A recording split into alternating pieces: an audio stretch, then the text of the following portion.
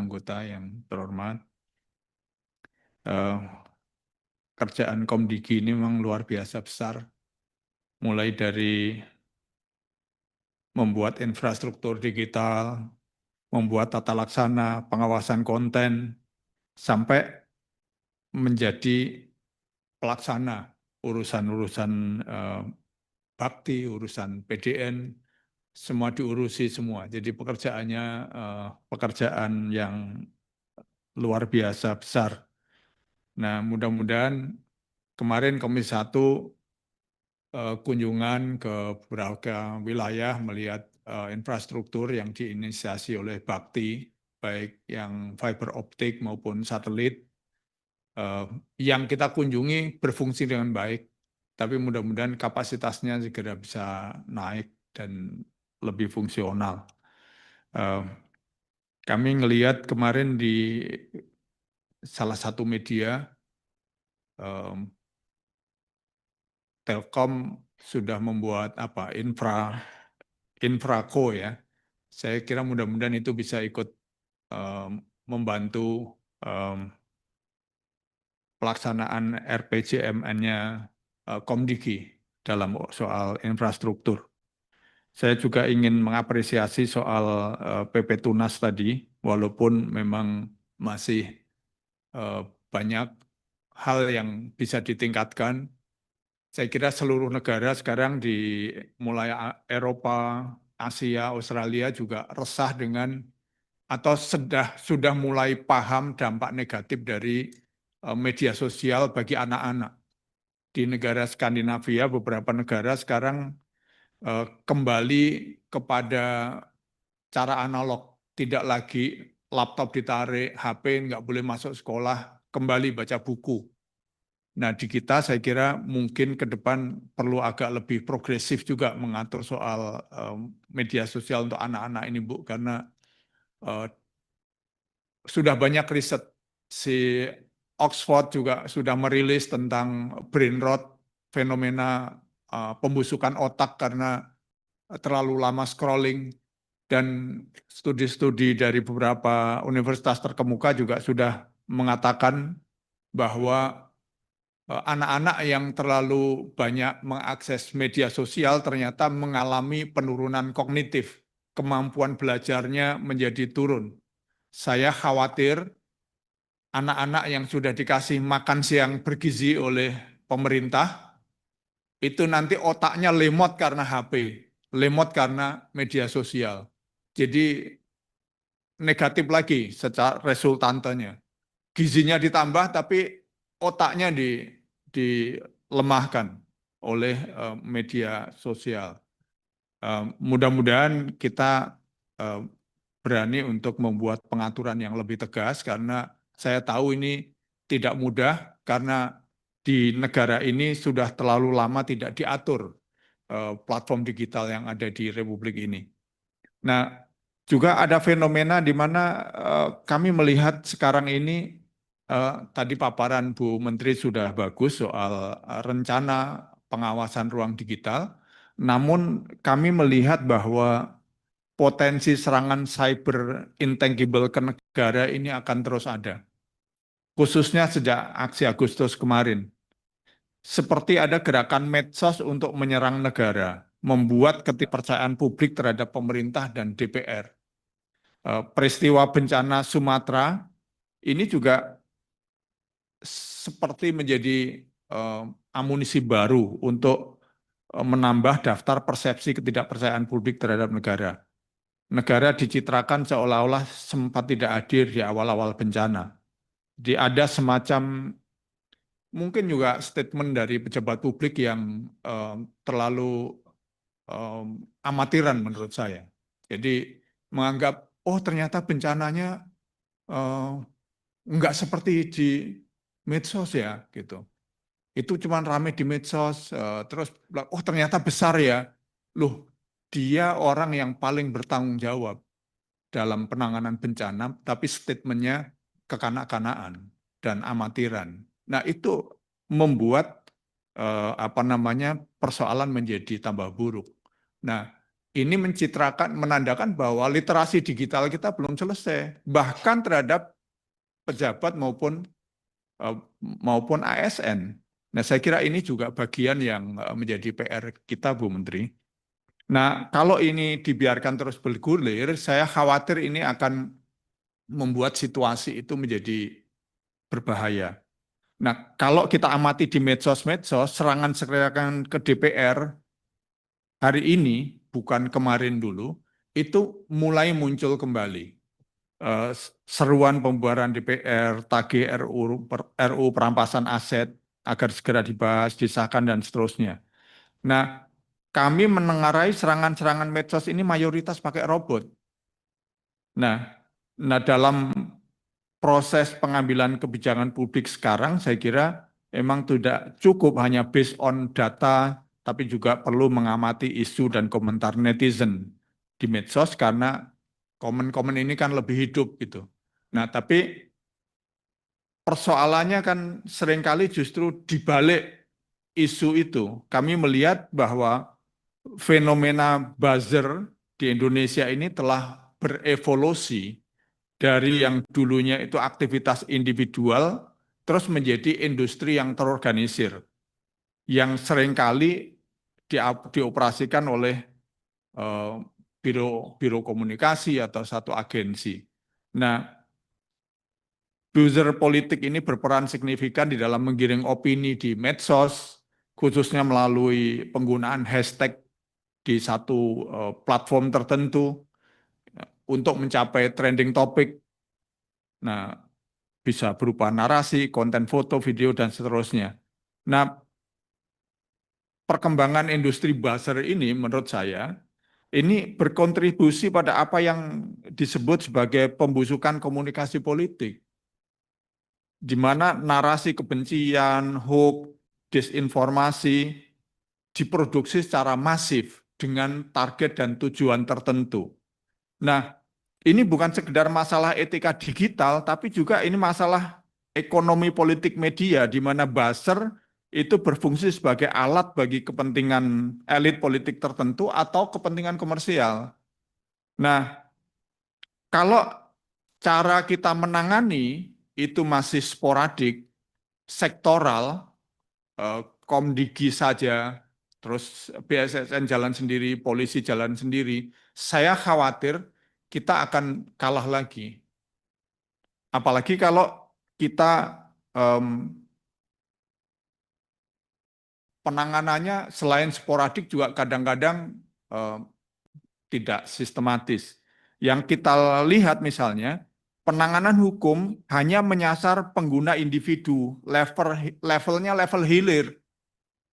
Nah, kalau ini dilakukan terus-menerus, ini akan selalu gagal karena tidak menyasar operator agensi yang mendanai dan mengorganisir kampanye tersebut. Nah, satu sisi yang lain ada kritik terhadap undang-undang ITE yang tadi ditayangkan oleh Pak Ketua, yang meskipun undang-undang ini tujuannya mengatur lalu lintas informasi, tapi undang-undang ini justru seringkali menjadi instrumen politik atau bergantung pada delik aduan. Ketergantungan pada delik aduan ini membuat penindakan terhadap industri buzzer tadi yang beroperasi secara terorganisir dan massal ini menjadi tidak efektif. Sehingga fenomena ini berpotensi menimbulkan keresahan dan merusak stabilitas demokrasi. Nah, Bapak, Ibu, dan saudara sekalian, saya kira selain soal stabilitas, industri buzzer dan hoax ini juga menciptakan krisis epistemologi di masyarakat karena masyarakat menjadi kesulitan, memiliki kesulitan yang mendasar di dalam memverifikasi kebenaran informasi. Nah, hari ini kita itu tidak memiliki pegangan informasi yang benar itu seperti apa dalam hampir semua isu yang menjadi trending. Nah, Bu Menteri, kalau ini tidak ditangani, Saya khawatir krisis ini nanti ke depan sekali itu akan terjadi kerusuhan sosial seperti Agustus kemarin, seperti peningkatan kasus kekerasan dan juga penurunan moral. Nah, oleh karena itu kami berharap strategi penanganan ini harus bergeser dari sekedar penyaringan konten atau konten filtering menjadi pembinaan nalar kritis yang mendalam. Nah, data menunjukkan bahwa tingkat literasi digital masyarakat Indonesia masih berada di kisaran 62%, yang menggarisbawahi perlunya akselerasi program literasi yang dipimpin oleh Komdigi. Nah, program ini dilaksanakan oleh Badan Pengembangan SDM Komdigi. Kami berharap memang harus diperkuat pada pilar utamanya, yaitu keamanan, melindungi diri dari kejahatan cyber, dan juga etika. Bahkan untuk ASN juga perlu mendapatkan. Nah, literasi digital kami harapkan juga menekankan pada berpikir kritis, pemahaman yang implisit maupun eksplisit, dan kurasi informasi yang berfungsi sebagai mekanisme regulasi mandiri atau self-regulation yang efektif. Jadi harapan kami, karena sekarang para ahli cyber sudah bercerita banyak soal perang kognitif, cognitive warfare. Nah, sementara cara-cara kita menghadapi serangan kognitif, literasi kita itu masih sangat basic soal misalnya penipuan online lah, tentang hal-hal yang sifatnya basic. Nah, sementara daya tahan kognitif publik itu belum kita sentuh. Kita berharap literasi ini melengkapi regulasi yang sudah ada gitu. Nah, literasi kritis ini juga penting untuk melawan penyebaran hoax, terutama yang saya kira selama ini belum tersentuh, itu di platform-platform tertutup, melalui WhatsApp, melalui Telegram, itu nggak bisa difiltering. Ini komunikasi yang sifatnya private, tapi di situ hoax itu masif sekali. Nah, disinilah saya kira perannya literasi yang untuk meningkatkan kemampuan literasi kritis para pengguna. Nah, Bapak Ibu, Pak Pimpinan, ini saya izin agak panjang dikit. Harapan kami begini, ke depan mungkin barangkali perlu ada revisi Undang-Undang ITE kembali, Bu. Terutama soal kewenangan menangani eh, moderasi konten terhadap terhadap